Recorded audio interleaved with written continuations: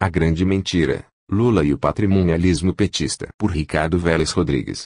Amigos, apresento o meu novo livro, A Grande Mentira, Lula e o Patrimonialismo Petista. Muito se escreveu e se escreve nestes dias acerca do fenômeno do lulopetismo no Brasil. É algo que marcou a nossa história. Por quê? Trata-se de alguma novidade? Diria que sim, não em termos substanciais, mas apenas, como diria Aristóteles, do ângulo ocidental, a novidade veio, a meu ver, por causa da intensidade do fenômeno. Como frisei em entrevista recente, o PT, no Brasil, potencializou o patrimonialismo. O Partido dos Trabalhadores veio com tudo para tomar conta do Estado e colocá-lo ao seu serviço. Única e exclusivamente com essa finalidade. Para tornar o Brasil, a sua economia, a sociedade, as manifestações culturais, apenas massa de manobra na construção do novo príncipe granciano, que garantiria a hegemonia lulopetista para todo sempre. Somente isso. Foi uma mudança na intensidade da privatização do poder para benefício de uns poucos. Para conseguir esse efeito, o PT constituiu-se de uma quadrilha muito bem arquitetada, segundo foi sendo revelado pelo julgamento do Mensalão e pelas atuais investigações da magistratura, do Ministério Público e da Polícia Federal acerca da Operação Lava Jato. Foi uma obra e tanto de engenharia da corrupção que gerou a corrupção da nossa engenharia, das grandes empreiteiras e da Petrobras. O PT chegou como um novo mito, salvacionista, sebastianista, que nos tiraria das sombras e nos levaria às alturas iluminadas da utopia sonhada. Sem esforço.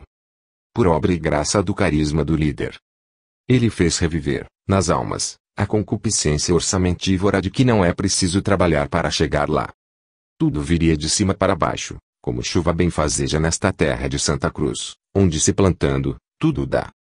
Ou tudo viria, como discursava Lula com o macacão da Petrobras, as mãos sujas de óleo, de baixo para cima, do pré-sal.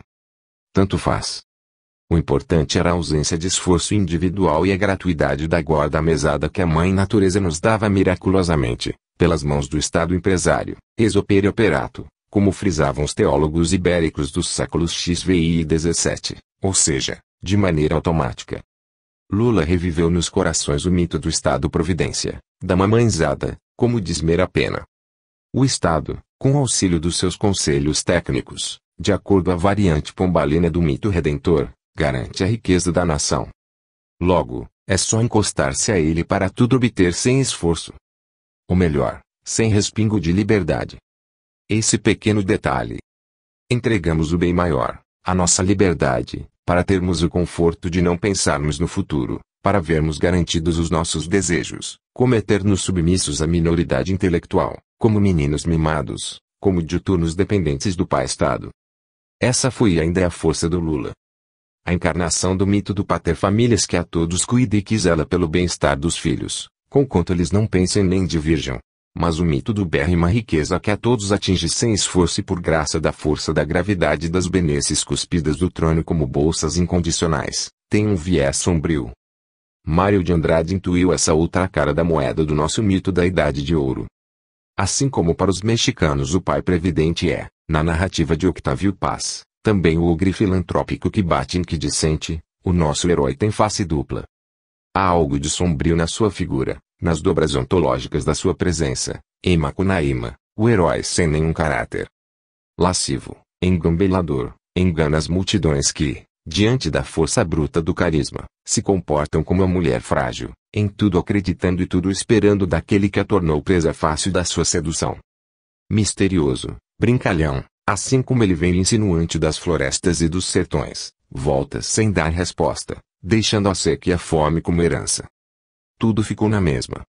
Ou pior do que estava, porque a carência dos iludidos soma-se à desesperança e à raiva dos traídos. E nós, brasileiros, abandonados pela utopia, ficamos pendurados pagando a conta. Mas os mitos, como diz Ortega, não morrem de fora para dentro, mas de dentro para fora. O mito sebastianista está morrendo com Lula e o lulopetismo. Só nos resta descobrir, no fundo dos nossos corações, uma nova razão para a vida coletiva. Qual? Quando tudo fica nas sombras, quando não enxergamos mais saída, Hegel diz que a razão volta sobre si mesma e descobre no seu interior aquela luz pela qual nos tornamos filhos de Deus, que brilha em todos nós, O sol da inteligência iluminando a nossa liberdade individual, intransferível, trágica. É esse novo mito que está sendo redescoberto nas almas dos brasileiros nestes tempos de agruras. Quando um jovem escritor diz, pare de acreditar no governo Bruno Garchagen, o que quer transmitir? Ele diz, acredite em você. Ponha fé no seu interior, na força das suas convicções e, sobretudo, no impulso da sua liberdade que é o bem mais prezado, pelo qual vale a pena viver, morrer e ressuscitar. A questão que está em jogo em face do lulopetismo é a da liberdade. A sociedade brasileira está acordando para esse detalhe. Conquistamos a Carta da Cidadania, a Constituição de 1988, como o avanço do retrocesso, segundo intitulávamos obra coletiva a vários amigos na época, em referência aos vícios da nossa Carta Magna. Nada de deveres. Muitos direitos. Para governar, os administradores tiveram de deixar sem regulamentar muita coisa. Era a carta da ingovernabilidade. Também pudera. Até os juros tinham sido tabelados em 12% para a felicidade geral da nação. Mas a conta veio. Como diz o mestre Antônio Paim, as instituições do governo representativo não caem do céu. Ou como frisava Tocqueville, precisamos construir o homem político. Não cuidamos, ao longo destes anos de abertura democrática, do aperfeiçoamento das nossas instituições. Conquistamos durante os governos social-democratas a estabilidade econômica. Mas não demos alicerces suficientes ao aperfeiçoamento institucional, de modo a garantirmos o livre rodízio no poder e a autêntica representação de interesses. E a economia ficou sem âncora, tendo voltado a ressurgir as forças do atraso do patrimonialismo provinciano. E eis-nos aqui, nessa sem saída institucional, diante de uma presidência da República enfraquecida pela falta de apoio popular e pelas criminosas pedaladas fiscais, e em face de um Congresso podre pelo clientelismo e sem lideranças, que mal consegue se entender e que pretende disciplinar a nossa vida pública. Felizmente resta uma tênue aura de luz nesses magistrados que, ao redor do bravo juiz Sérgio Moro e de alguns dos membros do Supremo, do Ministério Público e de outros tribunais, ainda tentam manter a casa em pé. Resta, como luz que alumbra nas sombras, a imprensa livre, cada vez mais assediada. Restam também as nossas forças armadas, que em vã tentativa de retaliação imposta pelos derrotados de ontem, enfrentam ainda hoje as estapafúrdias comissões da verdade. Do jeito em que as coisas estão, a resposta certamente virá das ruas. Da renovação dos protestos multitudinários contra a onda podre e cínica que nos asfixia. A sociedade brasileira já se derramou por ruas e avenidas ao longo destes últimos 3 anos para pressionar os políticos. E o fará de novo. Enquanto o tempo passa, enquanto os rios profundos do que vai por baixo das aparências não emergem, resta-nos o que aconselhava o grande Tocqueville em momentos de turbulência: fiquemos onde estamos, fazendo o que sabemos fazer. E o que sei fazer é escrever e dar aulas. E continuarei a fazê-lo. Alertando os meus alunos. Instigando os meus leitores. Destacando que o momento é grave, porque estamos jogando com o preço incalculável da nossa liberdade. Uma última palavra antes da rápida viagem pela obra que ora apresento. Quem sou eu? Na casa dos 70, o que posso dizer? O que posso ensinar ao meu filhinho Pedro, de quase 4 anos, à minha filha Vitória, de 40, à minha jovem esposa Paula que me pede para deixar algum testamento espiritual para o nosso rebento? Amigos, querida família, vou dizer apenas uma coisa: sou um apaixonado pela liberdade. Filio-me a tradição liberal clássica, Whig, a de Locke, Kant, Dom Quixote que enfrentava de peito aberto os moinhos de vento do patrimonialismo ibérico para libertar e fazer justiça a camponeses indefesos, viúvas e prisioneiros, a tradição de Adam Smith, Madame de Stael, Benjamin Constant, Guizot, Silvestre Pinheiro Ferreira, do Visconde de Uruguai, de Dom Pedro II, Sampaio Bruno, Herculano, Tocqueville, Rui Barbosa, Silveira Martins, Assis Brasil, Fidelino de Figueiredo, Miguel Reale com o seu liberalismo social, de Gilberto Ferreira Paim, de Jorge Borinhelsen, de Antônio Paim o mestre que me obrigou, jovem mestrando, a ler sistematicamente os clássicos liberais, me libertando dos dogmas do marxismo vulgar lá pelos idos de 70 do século passado, de Meira Pena com seu espadachim espírito libertário, de Hayek, Aron, Furet, François e Melonil, von Mises, de Melchior, de Ubiratã Macedo, de João Carlos Espada, Ogleme, Roberto Campos, Donald Stewart, Otto Morales Benítez e Leiras Restrepo na Colômbia. Junto-me à tradição que hoje inspira tantos e tantos jovens que lutam por um espaço de liberdade. Filio-me, em síntese, a família espiritual de Tocqueville. Porque entendi que o grande ideal pelo qual vale a pena viver é o da conquista da liberdade para todos, não apenas para uma minoria. Liberdade democrática. Dividi a minha obra em 8 capítulos, destacando, em cada um deles, um aspecto essencial da proposta lulopetista. Muitas e muitas coisas poderia ter adicionado a essas páginas e, de fato, as escrevi em jornais, revistas e blogs. Mas selecionei aqui os aspectos mais marcantes da caminhada do Partido dos Trabalhadores nestes últimos 13 anos em que foi submetido, como dizem os anglo-saxões, à prova da história. No capítulo 1, avaliação do ciclo lulopetista, destaco a índole esquizofrênica do PT, dividido, na época das eleições de 2002, entre duas propostas contraditórias, a Carta de Olinda e a Carta do Recife. Pela primeira, Lula apresentava ao eleitorado que sempre tinha proposto em eleições anteriores, um programa de socialismo antiquado, amarrado ao modelo cubano. Programa totalitário que, certamente, lhe garantiria a derrota. Pela Carta do Recife, obra dos marqueteiros lulistas, o candidato se apresentava como um moderado social-democrata que respeitaria os contratos internacionais, os pactos do Brasil em matéria de política externa, a economia de mercado, o funcionamento pleno da oposição, das instituições democráticas e o cuidado para com as liberdades. Com essa plataforma Lula conquistou a classe média e se elegeu. Mas não abriu mão de fazer o diabo quando necessário, tirando do saco de maldades do primeiro documento, a Carta de Olinda, aquilo que fosse preciso para encurralar oposicionistas, tirar vantagem e fazer crescer a militância com a finalidade de fortalecer os movimentos sociais e amedrontar os adversários. Isso se tornou uma saída com a descoberta do mensalão. E está sendo posto em prática hoje, quando as águas turvas do petrolão chegam aos calcanhares do chefe. No capítulo 2, o lulopetismo no seio do neopopulismo latino-americano, destaca a forma em que o PT inseriu-se, no continente sul-americano, no seio da maré de neopopulismo que se alastrou por estas praias, dando continuidade à tendência presente também em outras regiões do mundo. O neopopulismo é fruto das dificuldades enfrentadas por economias não suficientemente dinâmicas no agressivo mundo globalizado de hoje. Constitui uma espécie de defesa tacanha dessas sociedades, contra as medidas que precisam ser feitas. Ora, isso acelera as contradições e piora as coisas. Foi o que aconteceu, ao longo dos últimos 13 anos, no Brasil, na Venezuela, na Argentina, na Bolívia, no Equador, etc., países pelos quais se derramou como óleo a mancha do socialismo bolivariano do século XX, concebido pelo coronel Chávez na Venezuela e vendido aos seus vizinhos como a grande solução para os problemas do desenvolvimento. Lula, do alto do perpétuo palanque em que subiu após ter sido eleito, discursou entusiasmado apoiando a nova onda que terminou, infelizmente, por piorar as coisas em termos de perda de oportunidades para fazer negócios com o resto do planeta. No capítulo 3, o lulopetismo na perspectiva da América Latina, entre a Aliança do Pacífico e o neopopulismo bolivariano, analiso as oportunidades perdidas pelo Brasil ao longo dos governos petistas, ao ensejo de ter se trancafiado no âmbito do Mercosul, tendo deixado de lado a negociação bilateral com países e blocos extracontinentais, reforçando antiquadas posições ideológicas favoráveis à sobrevida do cadáver do comunismo no Foro de São Paulo, criado por Lula e Fidel Castro nos anos 90.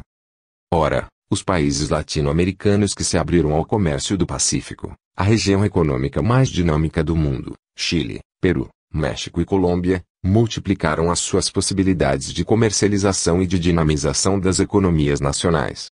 No decorrer deste ano, com a assinatura, inclusive pelos Estados Unidos, do Tratado do Pacífico, que reúne 40% da economia mundial, essa tendência se sedimentou. O Brasil lulopetista ficou do lado de fora, solidário com os seus amigos do peito do atraso, Argentina e Venezuela. No capítulo 4, as desgraças do intervencionismo no Brasil, destaco o quanto têm sido nocivos, na nossa história econômica e social, os golpes desferidos pelo Estado patrimonial contra a livre iniciativa, já desde o século XIX. As agruras do Visconde de Mauá decorriam, certamente, do fato de o empreendedor ter cogitado o funcionamento de empresas independentes dos intendentes do rei, em que pese o fato de o soberano, Dom Pedro II, ser uma figura de formação liberal, mas com um fardo muito grande, a herança patrimonialista ibérica. Ora, nessa luta de forças encontradiças terminou perdendo mal aí a dinâmica da nossa livre iniciativa. No período republicano, submetido à influência perversa do cientificismo positivista, essa tendência se tornou obstáculo quase intransponível para o livre empreendedorismo e o crescimento da economia. O fenômeno da desindustrialização que contribui hoje ao quadro desolador da nossa economia, só se agravou neste clima de estatismo improdutivo e de cartoralismo vácuo que o PT, sob Lula e Dilma, potencializou de forma exponencial, culminando com as criminosas pedaladas fiscais, que não são outra coisa do que um saque desonroso contra a riqueza dos brasileiros, praticado pelo que de mais improdutivo há no nosso panorama institucional, a corrupta burocracia patrimonialista que tomou conta do Estado. No capítulo 5º, um caso típico de voo de galinha, as políticas públicas em educação de 64 até 2014, analiso as políticas educacionais da era Lula e Dilma, à luz do processo de massificação do ensino superior que tomou conta do país após o ciclo militar. Se bem os militares conseguiram dinamizar a extensão do ensino universitário, descuidaram, contudo, o ciclo básico, fato que se projetaria de forma negativa nas etapas subsequentes da nossa caminhada educacional. Nos governos social-democratas de Fernando Henrique Cardoso conquistou-se a racionalidade quanto aos repasses de verbas para o ensino fundamental e médio. Mas não houve grandes avanços no tocante à diversificação do sistema de ensino superior, muito engessado num modelo único de universidade, notadamente no setor público. Já nos governos petistas, o assodamento populista tomou a dianteira por cima dos rigores do planejamento racional. Tudo passou a ser feito a toque de caixa, de acordo com o jargão do nunca na história deste país. Os critérios de avaliação dos vários níveis de ensino ficaram confusos, não houve uma clara política para com o setor privado, considerado como inimigo pelos petistas, embora precisassem dele. Os preconceitos ideológicos passaram a ser o clima do debate no meio acadêmico e tudo terminou desaguando no desastre da pátria educadora que fecha escolas, corta verbas essenciais e frustra gerações pelo país afora. No capítulo 6º, o marxismo gramsciano, pano de fundo ideológico da reforma educacional petista, destaco que o marco conceitual a partir do qual os petistas pensaram a educação foi o da chamada Revolução Cultural Gramsciana. Tudo foi imaginado, em termos de cultura e educação, para garantir a hegemonia do novo príncipe, o PT, que garantiria a efetiva revolução proletária no Brasil. Tratou-se de uma desastrada operação de enquadramento da realidade nos conceitos estreitos do comunismo pensados por Antônio Gramsci para a Itália.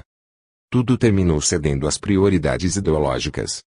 O que deveria ser alçado às alturas seria o Partido dos Revolucionários de plantão, os militantes do PT e seus coligados. O resto que se danasse. O país que fosse culturalmente para o brejo.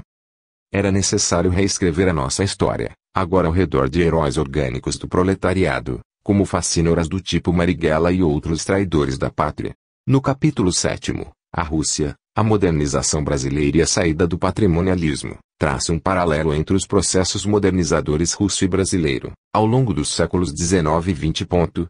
Se o Brasil foi denominado por Gilberto Freire de Rússia dos trópicos pela sua imobilidade e o seu paquidermismo burocrático, as semelhanças estendem-se à forma pela qual foi concebido, já no século XVIII, o processo modernizador do Estado nos dois contextos, à sombra do cientificismo iluminista que marcou as reformas pombalinas.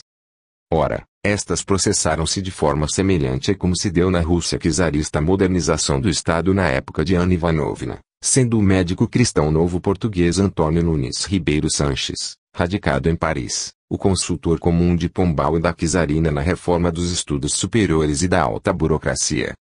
Um traço comum ao governo Putin e os governos lulopetistas, ambos fizeram das empresas de óleo e energia ponta de lança para reforçar o poder do Estado patrimonial. Mais uma semelhança do nosso patrimonialismo com o russo. De qualquer forma, a saída do patrimonialismo parece difícil em ambos os contextos. Destaco que Antônio Paim, com a colaboração de Antônio Roberto Batista, Paulo Kramer e Ricardo Vélez Rodrigues, chama atenção para a formação de uma nova classe média na Rússia, o que talvez ajude a sociedade a fazer diminuir a força estatizante da etapa imediatamente posterior à queda do comunismo. No capítulo 8º, A luta contra o terrorismo em época de bandalha populista alerta para o fato de o Brasil da lulopetista não ter se preparado a contento para sediar grandes eventos internacionais como as Olimpíadas de 2016, em decorrência do fato de não terem sido tomadas as medidas necessárias, de caráter estratégico, para blindar o país contra o terrorismo. O primeiro fato que deve ser lembrado é que o PT contingenciou o orçamento do Exército, no que tange a efetiva manutenção de uma política eficaz de vigilância de fronteiras, ao ensejo da ampliação do projeto CIVAM, CISFRUM. De outro lado, tanto no que se refere à cultura e à educação fundamental, quanto no que tange à economia e à variável política, não foram dados os passos necessários, deixando o país numa zona cinza de instabilidade que preocupa. A começar porque para petistas e coligados o terrorismo ainda não é considerado crime. Ora, a legislação que poderia mudar essa situação está tardando a ser formalizada. De outro lado, porque o PT sempre flertou com a instabilidade e a participação marginal dos chamados movimentos sociais.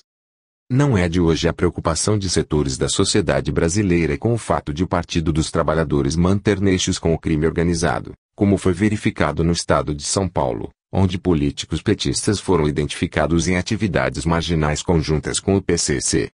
A respeito da falta de uma estratégia contra o terrorismo, destaco na minha obra, esse cenário piorou com a chegada do PT ao poder, cuja única preocupação consistiu, desde o começo, em garantir a hegemonia partidária e o aniquilamento da oposição. O Brasil perdeu o rumo do médio e do longo prazo. Falta, na atual conjuntura, um tipo de reflexão institucional de caráter estratégico. Tudo se decide no embalo do vai-vem da política partidária, sem que se leve em conta o horizonte de interesses permanentes da nação, para utilizar um conceito que foi posto em circulação pelos liberais do período imperial. Os núcleos de reflexão estratégica existentes na sociedade civil simplesmente não são consultados pelo governo. Ele se pauta, única e exclusivamente, pelas prioridades dos marqueteiros em momentos de eleição, ou pelas preocupações hegemônicas do partido do governo. É evidente o risco que decorre dessa falta de orientação estratégica no mundo global convulsionado pelo terrorismo islâmico. Concluo a minha obra com as seguintes palavras que destacam a urgência da nossa mudança de atitude, em face do estatismo rasteiro que tomou conta do país. O cenário, como se vê, é complicado e não sairemos dele sem um grande esforço pessoal e coletivo. Escrevia recentemente o Prêmio Nobel Mário Vargas Llosa que as nações optam, às vezes, pelo harakiri político, tomando decisões erradas que comprometem o bem-estar de futuras gerações. O Brasil, infelizmente, está nesse caminho, e não será fácil sair dele. Mas não temos outra escolha se quisermos legar aos nossos filhos um país habitável e não um cenário de conflito e destruição. Se você gostou, curta o canal e compartilhe o vídeo. Ajude a difundir o pensamento conservador e o ideal de direita no Brasil. Lembre-se, Brasil acima de tudo, e Deus acima de todos.